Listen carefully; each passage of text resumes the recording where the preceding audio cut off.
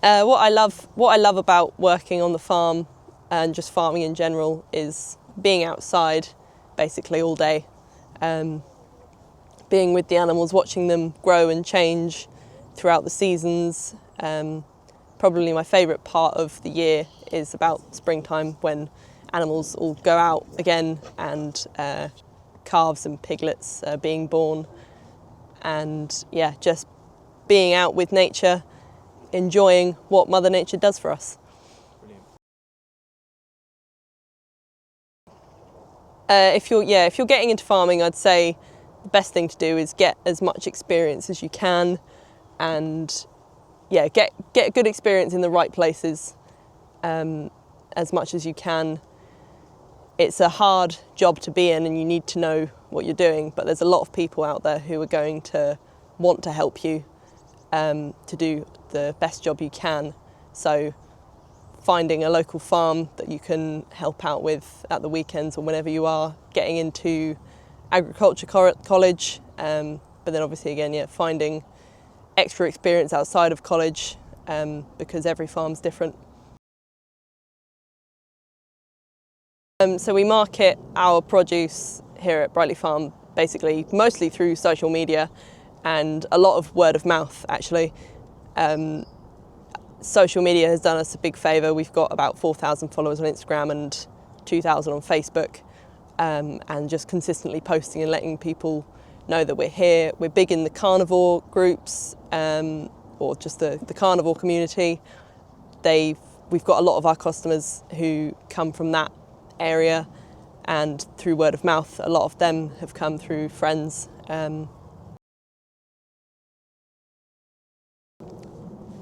Yeah, I grew up with the social media side of things. It's kind of something that you've kind of known about since school.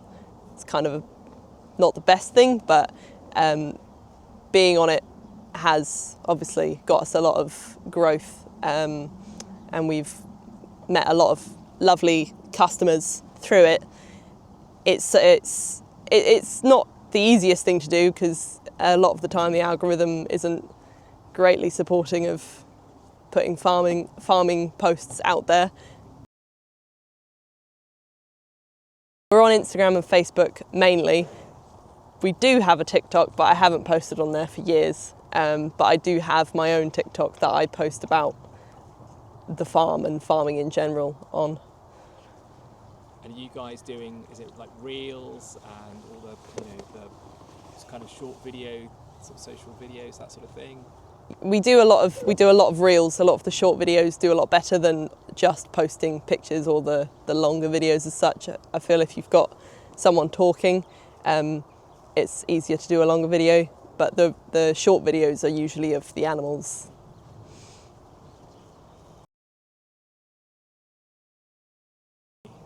Yeah, we have a newsletter that goes out. What is it, every week you put it out? Mostly.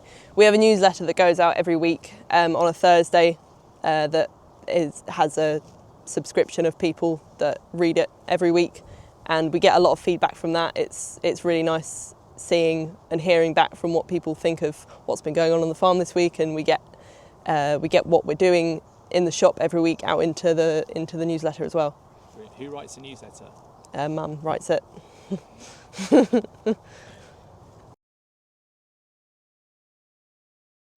So we're Pasture for Life primarily because it's the most natural thing for the cow to just eat hay, silage, grass, general forage. It keeps them healthier for longer, you get less issues, they're a happier animal, and yeah, the Pasture for Life community and their stamp is something we're very happy to be a part of, because it's what we stand for as well. Yeah, we're definitely regenerative farmers. I know that word gets thrown around a lot these days, but our biggest thing is moving the cows twice a day, if not more, onto fresh grass. That's the big regenerative thing, because once you move them on and let the grass rest, it immediately will start regrowing, and there'll be plenty more to come back when you next bring the cows back round. There's been a huge increase in our soil health. There's just a drastic effect on the general nature of the farm. We've got lots of different species of birds and different bugs and general wildlife that have come back that haven't been on the farm for years. Yeah, the soil health has drastically changed in 10 years. So regenerative farming, I think, makes farming for me and selling direct to the customer a lot more exciting and a lot more enjoyable, because there's such a difference in what you see every day, the cows moving every day and how you look at the grass. And when we've got the shop open, seeing the same customers come in every week, we get to hear back exactly what they thought. So then we can change if there's something negative, or if we just get some positive feedback. It's always really exciting.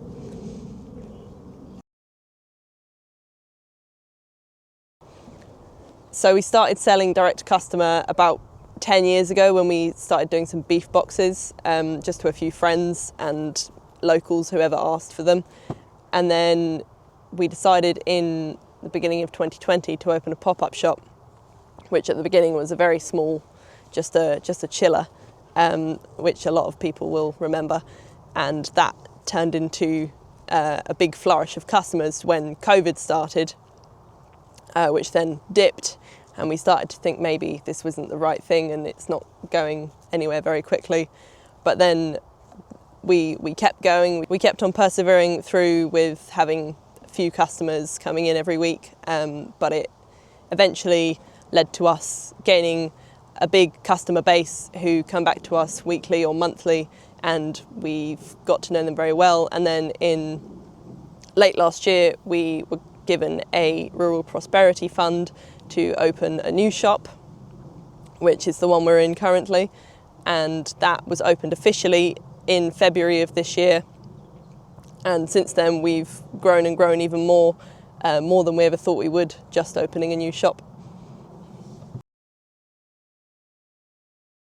We currently sell our produce at several farmers markets. We go to Lingfield, Ripley, Wallington and Ellswood every month, and there are throughout the month.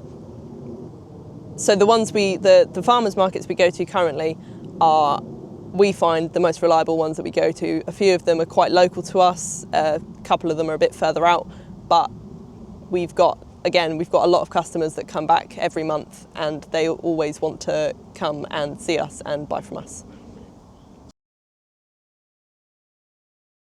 My father, Jim Brunton, came to Brightleigh Farm in 1959 as a 27-year-old.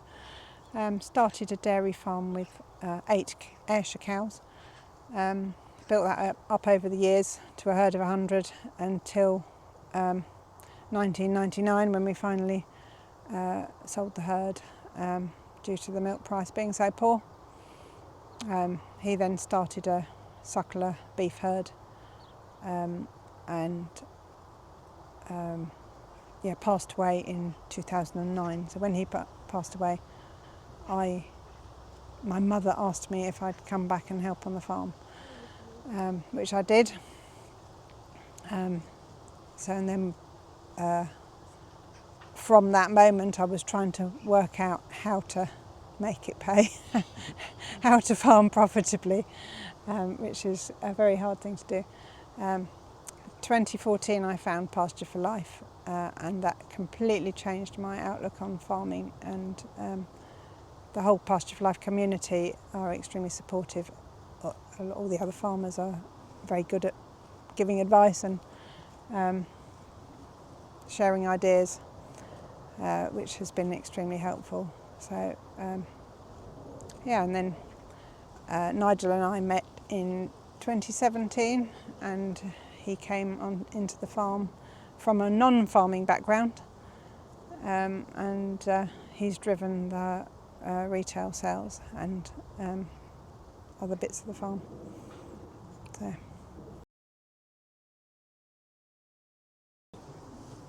What do I love about cows? I don't know. I've grew up with cows. They've always been part of my life. I I don't know, they're just wonderful animals. We milked cows for so many years, and when you're milking in a breast parlour, when you're up close to the cows twice a day, I don't know, you just get this, I don't know, it's difficult to say. Kind of a bond. Almost. A bond, yes, yeah. with cattle. So, yeah. Do you have a favourite in the herds? Try not to have favourites, but yeah, there's one or two that I really like. The older girls, the ones who've been in the herd a long time. Yeah.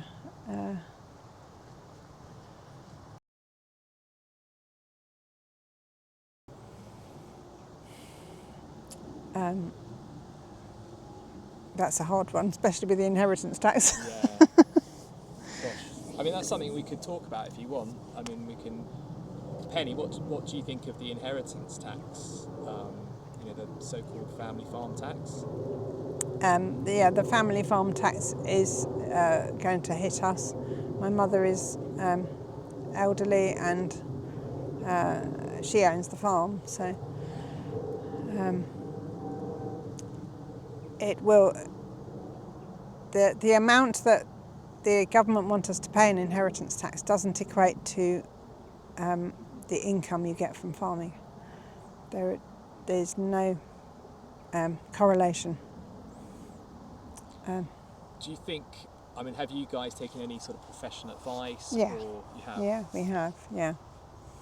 So it's still ongoing, ongoing. So it's difficult to... Do you think a lot of, relatively small family farms will be forced to sell off some land? Or, how, like you say, the income, the money you can save from the business is just nowhere near enough to cover a potential tax bill. Yeah, well, I think an awful lot of family farms are going to disappear because the majority won't be able to pay the inheritance tax. They will have to sell the farm, or at least sell some land to pay the inheritance tax. Do you guys have any other sort of like off-farm, so non-farming sort of diversification, that sort of thing? Yeah, we do have some commercial rental units on the farm. We have a gin distillery. We have, that's called Bats Hill, ceramic fitch pottery.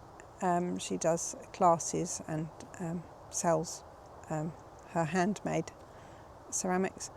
We also have a young chap running a personal trainer unit, and a piano tuner. So that all helps. And we also have a couple of containers we rent out. So, yeah, diversification.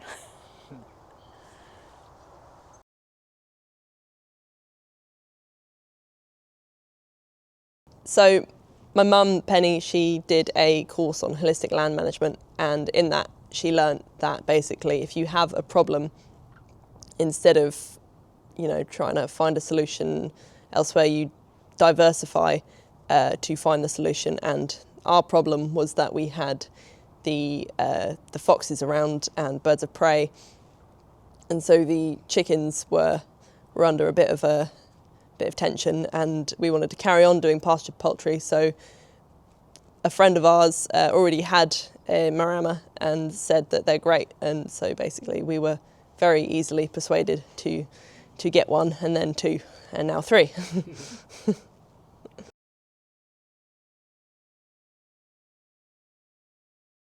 The reason we have a bit of a diversity of animals is basically just that. We want diversity on the farm. We want to have as much different manure going onto the ground to help the soil and keep the grass growing, and it's all about creating as much of a natural environment as possible and trying to give back to the earth as much as possible. And having that diverse range of animals also means we've got a diverse products in the shop as well.